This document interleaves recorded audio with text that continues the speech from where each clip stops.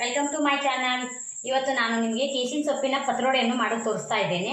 ಇದಕ್ಕೆ ಬೇಕಾಗಿರೋ ಸಾಮಗ್ರಿಗಳು ಕೇಸಿನ ಸೊಪ್ಪು. ನಾನು ಇಲ್ಲಿ ಒಂದು 10 ರಿಂದ 12 ಎಲೆಗಳನ್ನು, ಈ ಸೈಜಿನ ಎಲೆಗಳನ್ನು ತೊಗೊಂಡು ಮಾಡೋದು ತೋರಿಸ್ತಾ ಇದ್ದೇನೆ. ಇದಕ್ಕೆ ಬೇಕಾಗುವ ಸಾಮಗ್ರಿಗಳು: ಮೊದಲಿಗೆ ಕಡಲೆ ಹಿಟ್ಟು ಒಂದು 4 ಟೀ ಸ್ಪೂನ್, ಅಚ್ಚದ ಖಾರದ ಪುಡಿ 1 tea spoon, half spoon salt, ಮತ್ತು ಒಂದು ಲಿಂಬೆಹಣ್ಣು ಗಾತ್ರದ ಹುಣಸೆಹಣ್ಣುಕಾಯಿ. ಈ ಹುಣಸೆಹಣ್ಣುಕಾಯಿ ಏನು ಮಾಡಬೇಕು, ಅರ್ಧ ಗಂಟೆ ಮೊದಲೇ ನೀರಿನಲ್ಲಿ ನೆನೆ ಇಟ್ಕೊಂಡು ಇದನ್ನು ಸೋದಿಸ್ಕೋಬೇಕು. ಆಮೇಲೆ ಇದಕ್ಕೆ ಕಡಲೆ ಹಿಟ್ಟನ್ನು ಹಾಕ್ಕೊಂಡು ಈ ರೀತಿ ಈ ಹದಕ್ಕೆ ಬರುವ ಹಾಗೆ ನಾವು ಪ್ಯಾಟರ್ನ್ ರೆಡಿ ಮಾಡ್ಕೊಳ್ಬೇಕು. ಇದನ್ನು ಮಾಡಿಕೊಂಡು ಚೆನ್ನಾಗಿ ಎಲೆಗೆ ಈ ಎಲ್ಲ ಸೈಡಿಗೂ ಹತ್ತು ಹಾಗೆ ಅಪ್ಲೈ ಮಾಡ್ಕೊಳ್ಳೋಣ.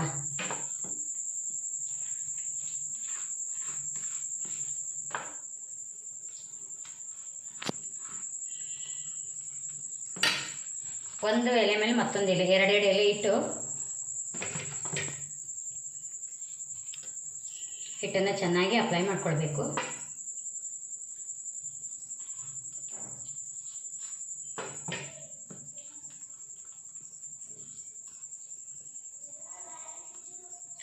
ಇದನ್ನ ರೋಲ್ ಮಾಡ್ಕೊಳ್ಳೋಣ. ರೋಲ್ ಮಾಡಿಕೊಂಡು ಇದನ್ನ ಇಡ್ಲಿ ಪಾತ್ರೆ ಅಥವಾ ಕುಕ್ಕರ್ನಲ್ಲಿ ಕೆಳಗೆ ನೀರು ಹಾಕಿಟ್ಕೊಂಡು ಹಬೆಯೊಳಗೆ ಬೇಯಿಸ್ಬೇಕು. ಇದನ್ನ ನೀರಲ್ಲಿ ಬೇಯಿಸೋ ಹಾಗಿಲ್ಲ, ನೀರಿನಲ್ಲಿಟ್ಟು ಹಬೆಯೊಳಗೆ ಬೇಯಿಸ್ಕೋಬೇಕು. 10 ನಿಮಿಷ ಬಿಟ್ಟು ಆಫ್ ಮಾಡೋಣ. ಅಲ್ಲಿವರೆಗೂ ನಾವು ಅದಕ್ಕೆ ಒಗ್ಗರಣೆಗೆ ಬೇಕಾಗಿರೋ ಸಾಮಗ್ರಿಗಳನ್ನು ರೆಡಿ ಮಾಡ್ಕೊಳ್ಳೋಣ. 2 ದೊಡ್ಡ ಗಾತ್ರದ ಟೊಮೆಟೊ, 2 ದೊಡ್ಡ ಗಾತ್ರದ ಈರುಳ್ಳಿ, ಮತ್ತು ಒಗ್ಗರಣೆಗೆ ಕರಿಬೇವು, ಸಾಸಿವೆ, ಜೀರಿಗೆ, ಮತ್ತು ನಾವು ಅದರಲ್ಲಿ ಸ್ವಲ್ಪ ಖಾರ, ಅಚ್ಚ ಖಾರದ ಪುಡಿ ಮತ್ತು ಉಪ್ಪು ಹಾಕಿರ್ತೀವಿ. ಮತ್ತು ಒಗ್ಗರಣೆಗೂ ಸ್ವಲ್ಪ ಖಾರ ಪುಡಿ ಮತ್ತು ಉಪ್ಪನ್ನು ಸೇರಿಸ್ಕೊಳ್ಬೇಕಾಗುತ್ತೆ. ಈಗ 10 ನಿಮಿಷ ಆಗೋದ್ರಲ್ಲಿ ನಾವು ಒಗ್ಗರಣೆ ಸಿದ್ಧ ಮಾಡಿಕೊಂಡು ಬರೋಣ.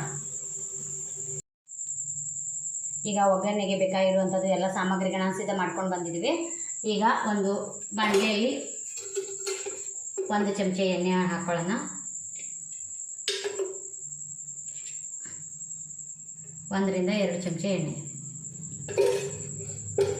ಎಣ್ಣೆ ಚೆನ್ನಾಗಿ ಕಾದ್ಮೇಲೆ ಒಗ್ಗರಣೆಗೆ ಸಾಸಿವೆ ಮತ್ತು ಜೀರಿಗೆ ಸೇರಿಸ್ಕೊಳ್ಳೋಣ. ಸಾಸಿವೆ ಯಾವಾಗಲೂ ಎಣ್ಣೆಯಲ್ಲಿ ಚಟ್ಪಟ್ ಅಂತ ಅಂದಮೇಲೆ ನಾವು ಉಳಿದಿದ್ದ ಸಾಮಗ್ರಿಗಳನ್ನು ಹಾಕಬೇಕು.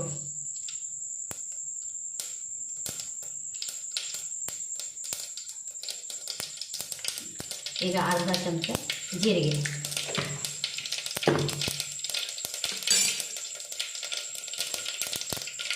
1 ಕರಿಬೇವು,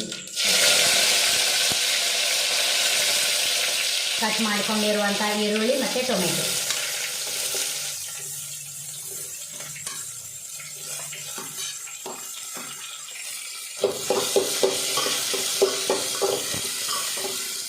ಈರುಳ್ಳಿ ಮತ್ತು ಟೊಮೆಟೊ ಒಂದೇ ಸಲ ಸೇರಿಸ್ಕೊಂಡು ಫ್ರೈ ಮಾಡಿಕೊಂಡು ನಡೀತೈತಿ.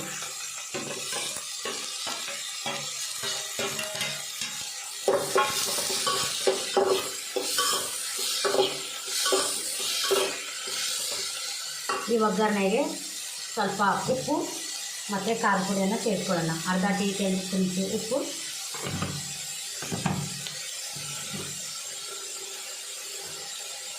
ಅರ್ಧ ಟೀ ಸ್ಪೂನ್ ಖಾರ. ಇದು ಬ್ರೌನ್ ಬರೋ ಹಾಗೆ ಸ್ವಲ್ಪ ಫ್ರೈ ಮಾಡ್ಕೊಳ್ಳೋಣ. ಇದು ಫ್ರೈ ಆಗುವವರೆಗೂ ಈಗ ನಾವು ಈ ಪತ್ರೊಡೆಯನ್ನು ಬೇಯಿಸ್ಕೊಂಡ್ಮೇಲೆ ಈ ರೀತಿ ಆಗಿರುತ್ತೆ. ಇದನ್ನು ಸಣ್ಣ ಸಣ್ಣ ಪೀಸ್ಗಳಾಗಿ ಹೀಗೆ ಕಟ್ ಮಾಡ್ಕೊಳ್ಬೇಕು.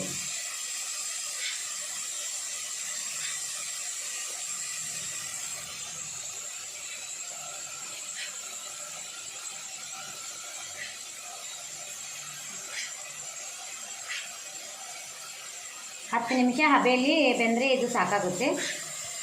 ಈ ರೀತಿ ಬೆಂದಾದಮೇಲೆ ಹಿಟ್ಟು ಒಳಗೆಲ್ಲ ಬೆಂದಿದ ಮೇಲೆ ಈ ರೀತಿಯಾಗಿ ಕಾಣಿಸುತ್ತೆ. ಇದನ್ನು ಕೆಲವೊಬ್ಬರು ಎಣ್ಣೆಯೊಳಗೆ ಫ್ರೈನೂ ಮಾಡ್ತಾರೆ. ನಾವು ಎಣ್ಣೆ ಜಾಸ್ತಿ ಬಳಸದೇ ಇರೋರು ಈ ರೀತಿ ಒಗ್ಗರಣೆ ಹಾಕ್ಕೊಂಡು ತಿಂದರೆ ತುಂಬ ಚೆನ್ನಾಗಿರುತ್ತೆ. ಇದು ಚಪಾತಿಗೂ ತಿನ್ಬೋದು, ಹಾಗೆ ಬರಿಬಾಯಿಂದನೂ ಮಕ್ಕಳು ಇಷ್ಟಪಟ್ಟು ತಿಂತಾರೆ.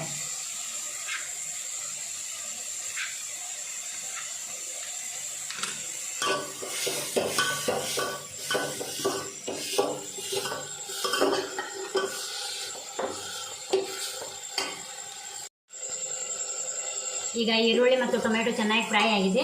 ಇದಕ್ಕೆ ನಾವು ಕಟ್ ಮಾಡ್ಕೊಂಡಿರುವಂತಹ ಈ ಕೇಸಿನ ಸೊಪ್ಪನ್ನು ಹಾಕೊಳ್ಳೋಣ.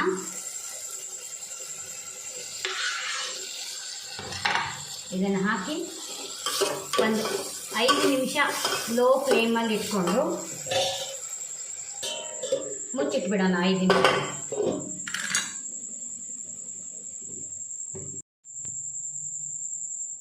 ಈಗ ಕೆಸುವಿನ ಎಲೆಯ ಪತ್ರೊಡೆ ರೆಡಿಯಾಗಿದೆ. ಈಗ ನೋಡಲಿಕ್ಕೆ ಈ ರೀತಿಯಾಗಿರುತ್ತದೆ.